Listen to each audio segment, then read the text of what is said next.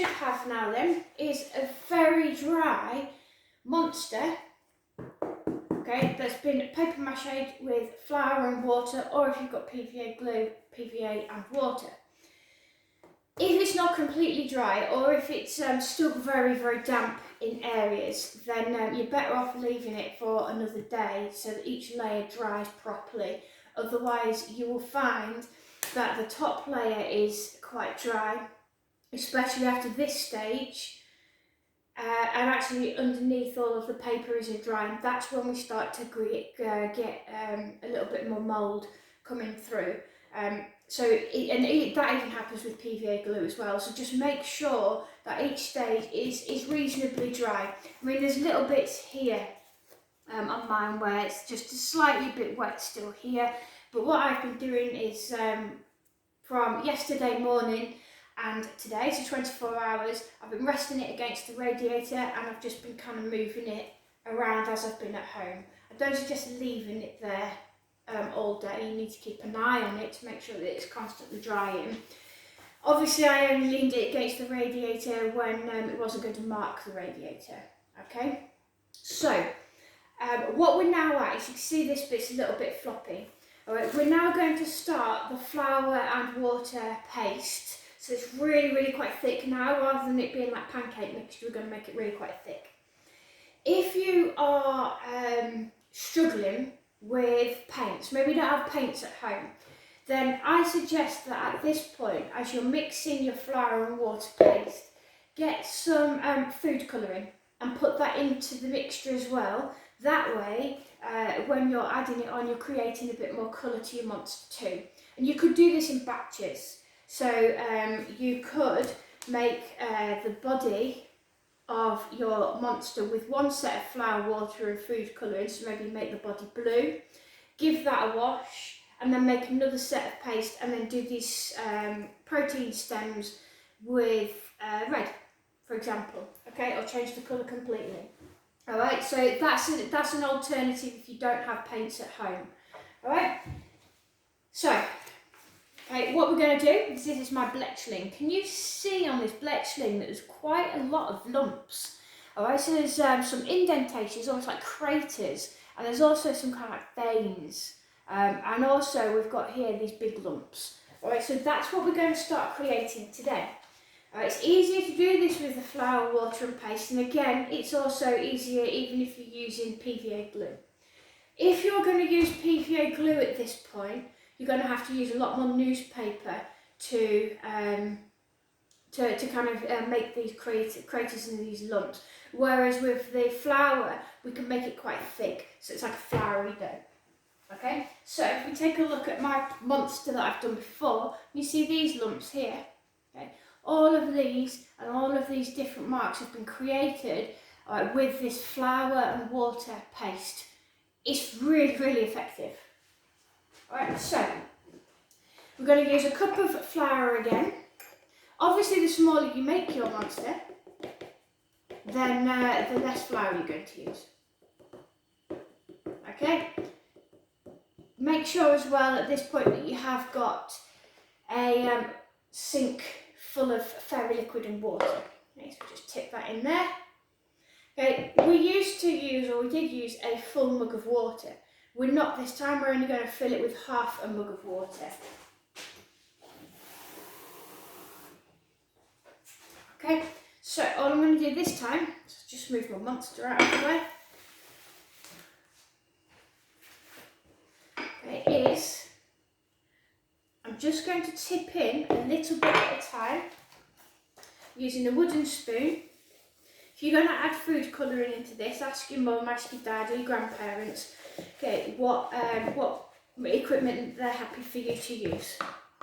Okay, so you can see here that is too much like a dough. We do need it to be a bit sticky dough.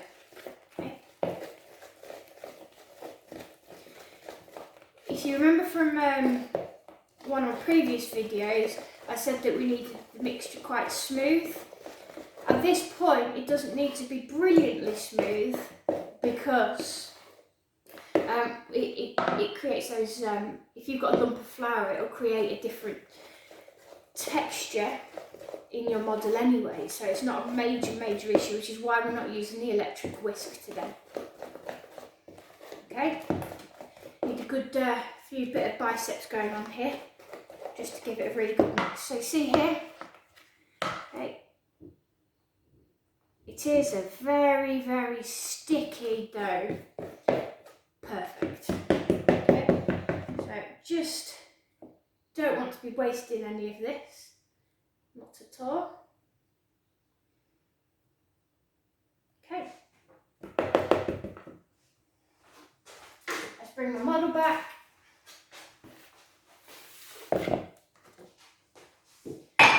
Oops. So what we have here then is I have got my spare bits of paper that have been left over. Okay, so I'm going to very quickly show you how to make the lumps. The thinner the pieces of paper, the better. So newspaper, magazines, thin magazines, etc. That's best, or very thin parcel paper. Again, you're going to be very tempted to want to dip that into this dough. Don't. If you do, it just takes so long to dry, and it makes an absolute mess everywhere. Okay, so all I'm going to do is just rub the flour and water paste. Okay. Again, like we've done before, it's a bit harder this time though, because it's a bit more sticky. Okay. Rub that over my newspaper. Okay. Now if you've done it really thick, you might not even need to do this stage. And we're just going to make sure that both sides were completely wet. Okay. And then I'll roll it into a ball. Okay. And then wherever I want my lump, my crater, okay, I am just going to put that, okay, over the top. Make sure, picking up some more of this flour, make sure, okay, that I am sealing it onto the model. Now if you want that quite rough, then you can leave it as it is.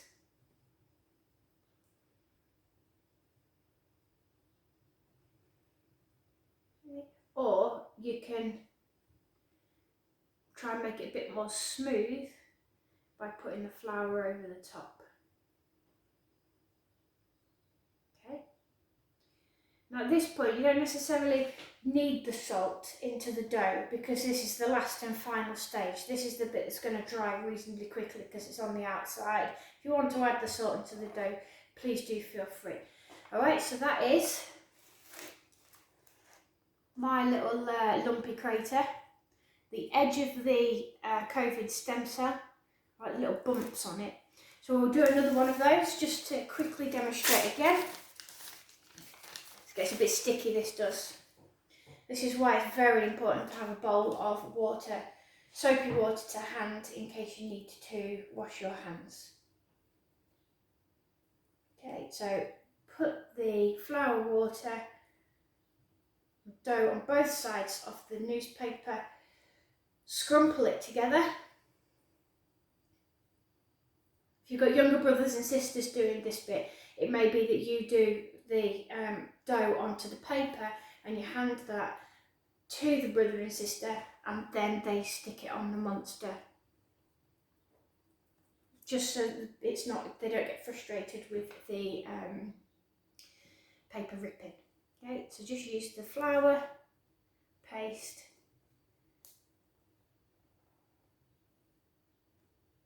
okay, to create those little crater edges. Okay. Now if you wanted to make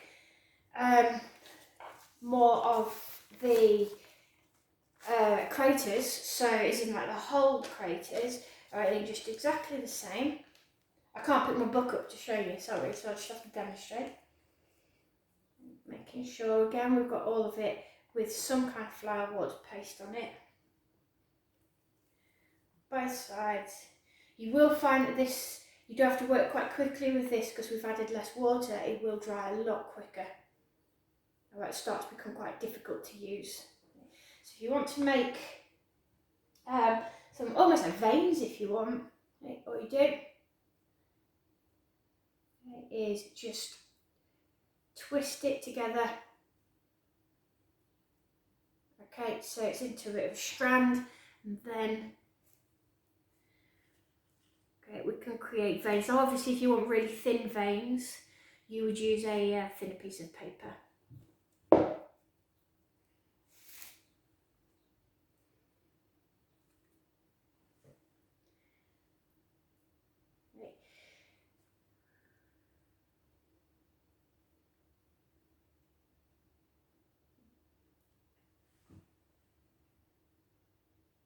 So stapling it.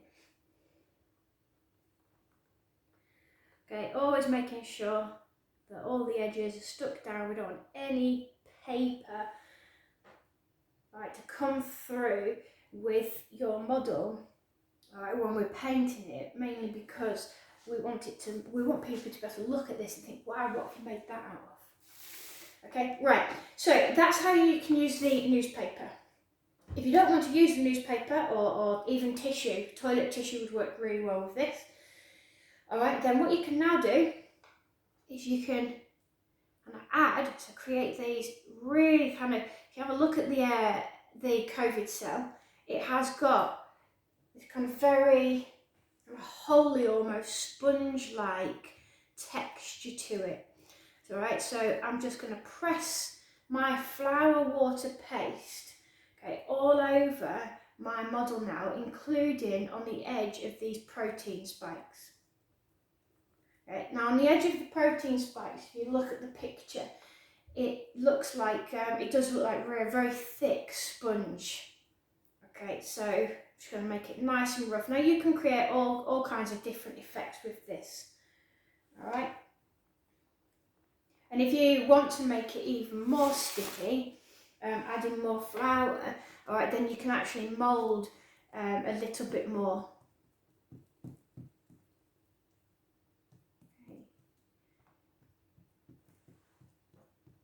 If you add tissue into the flour, so toilet tissue into it, then you create what is called a paper pulp, which works really, really well. We've used that in year 9.